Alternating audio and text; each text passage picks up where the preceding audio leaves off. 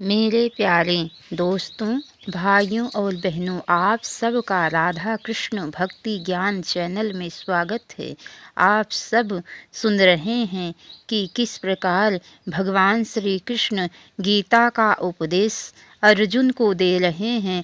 तो चलिए दोस्तों, आगे की कथा आप सबको सुनाते हैं।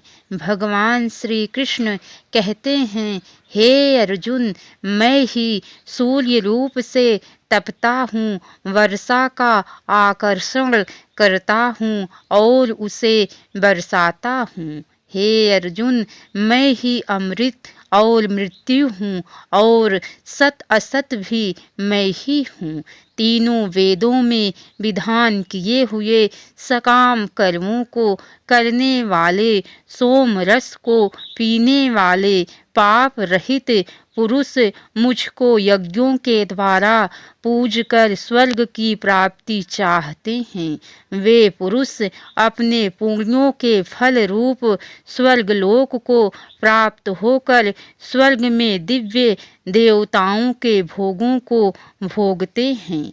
वे उस विशाल स्वर्गलोक को भोग कर पूर्ण क्षीण होने पर मृत्यु लोक को प्राप्त होते हैं। इस प्रकार स्वर्ग के साधन रूप तीनों वेदों में कहे हुए सकाम कर्म का आश्रय लेने वाले और भोगों की कामनाओं वाले पुरुष बार बार आवागमन को प्राप्त होते हैं, अर्थात पुण्य के प्रभाव से स्वर्गलोक में जाते हैं और पुण्य क्षीण होने पर मृत्यु लोक में आते हैं।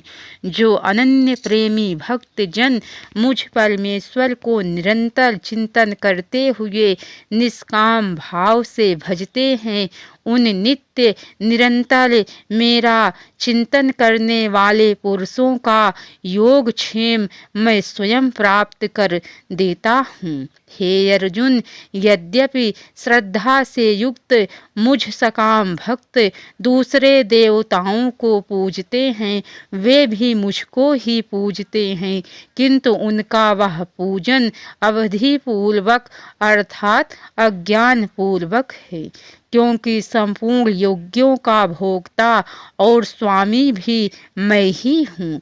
परंतु वे मुझ परमेश्वर को तत्व से नहीं जानते, इसी से गिरते हैं अर्थात पुनर्जन्म को प्राप्त होते हैं। देवताओं को पूजने वाले देवताओं को प्राप्त होते हैं, पितरों को पूजने वाले पितरों को प्राप्त होते हैं, भूतों को पूजने वाले भूतों को प्राप्त होते हैं और मेरा पूजन करने वाले भक्त मुझको ही प्राप्त होते हैं। इसीलिए मेरे भक्तों का पुनर्जन्म नहीं होता।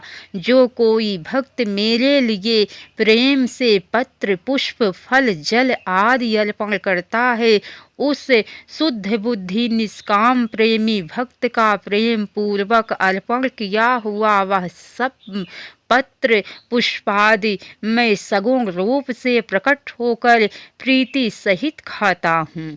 हे अर्जुन, तू जो कर्म करता है, जो खाता है, जो हवन करता है, जो दान देता है और जो तप करता है, वह सब मेरे को अर्पण कर दे। इस प्रकार जिसमें समस्त कर्म मुझ भगवान के अर्पण होते हैं, ऐसे संन्यास योग से युक्त चित्त वाला तू शुभ फल रूप कर्म बंधन से मुक्त हो जाएगा और उनसे मुक्त होकर मुझको ही प्राप्त होगा।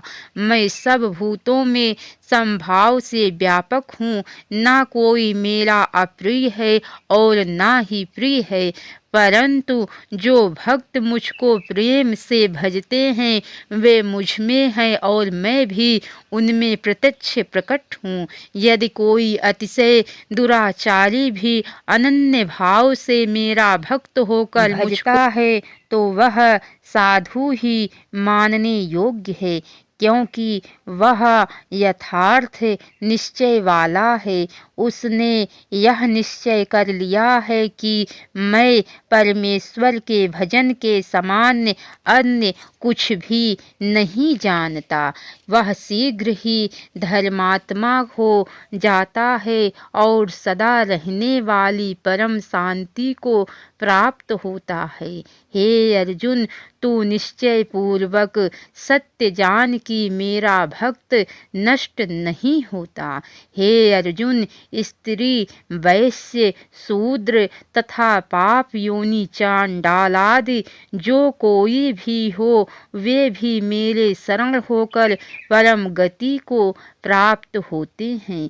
फिर इसमें कहना ही क्या, जो पुण्यशील ब्राह्मण तथा राजर्षि भक्त जन मेरी शरण होकर परम गति को प्राप्त होते हैं, इसीलिए तू सुख रहित और क्षण भंगुर इस मनुष्य शरीर को प्राप्त होकर निरंतर मेरा ही भजन कर। मुझ में मन वाला हो, मेरा भक्त बन, मेरा पूजन करने वाला हो, मुझको प्रणाम कर। इस प्रकार आत्मा को मुझ में नियुक्त करके मेरे परायण होकर तू मुझको ही प्राप्त होगा। भगवान श्री कृष्ण कहते हैं, हे महाबाहु, फिर भी मेरे परम रहस्य और प्रभाव युक्त वचन को तू सुन, जिसे मैं तुझे अतिशय प्रेम रखने वाले के लिए हित की इच्छा से कहूँगा।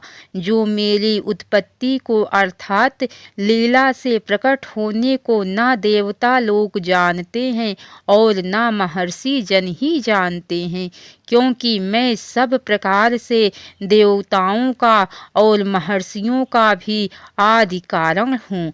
इसके आगे की कथा दोस्तों आप सबको कल सुनने को मिलेंगी।